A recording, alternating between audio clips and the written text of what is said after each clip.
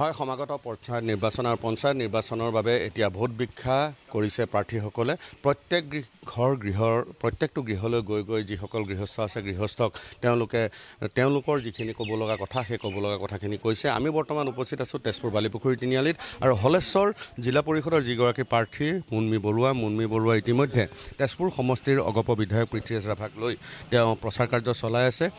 পঞ্চায়ত নিৰ্বাচন সমাগত আৰু পঞ্চায়ত নিৰ্বাচনৰ কাৰণে তেজপুৰ বিধানসভা সমষ্টি ভাৰতীয় জনতা পাৰ্টি অসম গণ পৰিষদ অৰ্থাৎ মিত্ৰজোঁটৰ ফালৰ পৰা আমি দুটা ZPC পাইছোঁ। এটা হলেশ্বৰ ZPC আৰু এটা হ'ল ভোমোৰাগুৰি ZPC আৰু 4টা আমি AP পাইছোঁ। এই 4টা AP ভাৰতীয় জনতা পাৰ্টিৰ লগত আমি লগ লাগি অসম গণ পৰিষদে নিৰ্বাচনত নামিছোঁ আৰু ইতিমধ্যে আমি হলেশ্বৰ ZPCৰ তৰফৰ পৰা আমি প্ৰচাৰ কাৰ্য চলাই আছে। মই তেওঁলোকক সহযোগ কৰিছোঁ আৰু আমাৰ অৱস্থা ভাল, আমি ভালকৈ জিকিম। ৰাইজে সঁহাৰি দিছে, তাৰ কাৰণে ৰাইজলৈ মই আন্তৰিক অভিনন্দন জ্ঞাপন কৰিছোঁ।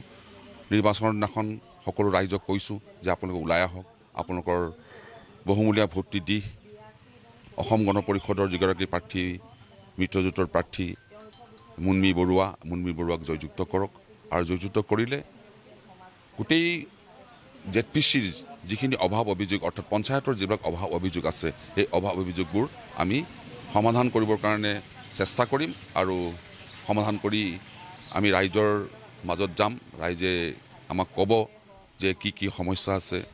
সাধাৰণতে গাঁও পঞ্চায়ত পৰ্যায়ত যিবোৰ সমস্যা থাকে, ৰাস্তা ঘাট থাকে, সাধাৰণতে ৰাস্তা ঘাট, কালভাৰ লাগে, কৃষি বান, এনৰেগা।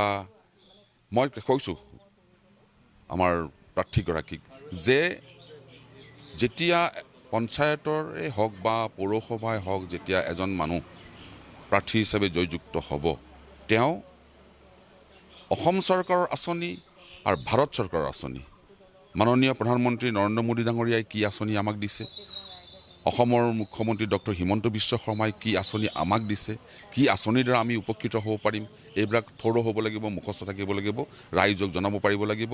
আৰু ৰাইজে যেতিয়া সুধিবলৈ আহিব যে মোক আঁচনিত মই দৰখাস্ত দিব খুজিছোঁ, যদি আমাৰ প্ৰাৰ্থীজনে যদি নাজানে, বাটা কোম্পানীত মিঠাই বিচাৰি যোৱাৰ নিচিনা হ'ব।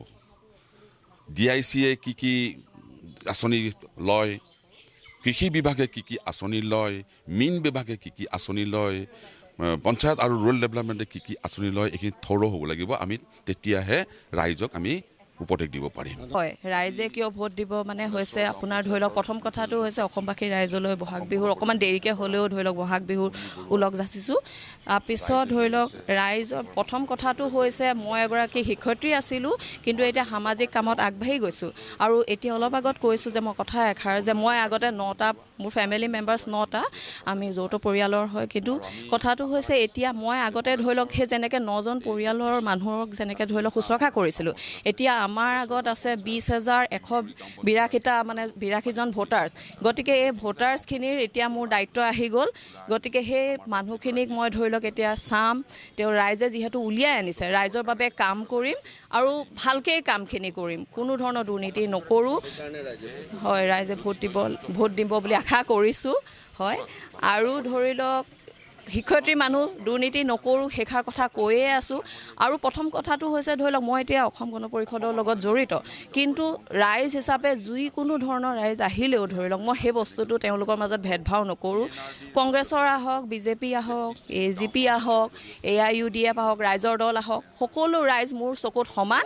মই সকলোৰ বাবে কাম কৰিম আৰু জিলা পৰিষদৰ যিখিনি ধৰি লওক যিটো ফিল্ড আছে, এৰিয়া আছে, ধৰি লওক ইনফ্ৰাষ্ট্ৰাকচাৰ ক্ষেত্ৰতে হওক, আপোনাৰ স্বাস্থ্য ক্ষেত্ৰতে হওক, আপোনাৰ পঞ্চায়তৰ যিখিনি ধৰি লওক আঁচনি আহে, যিখিনি ধৰি লওক মোৰ যিটো ধৰি লওক এৰিয়া হয় কৰিব লগা আছে, সেইখিনি মই নিশ্চয় কৰিম, ভালকৈ কৰিম গোটেই কামখিনি। জনসাধাৰণে ইতিমধ্যে যি হলেশ্বৰ জিলা পৰিষদৰ প্ৰাৰ্থী, হলেশ্বৰ জিলা পৰিষদৰ অগপ আপোনাক এই মুহূৰ্তত ধন্যবাদ জ্ঞাপন কৰিছোঁ।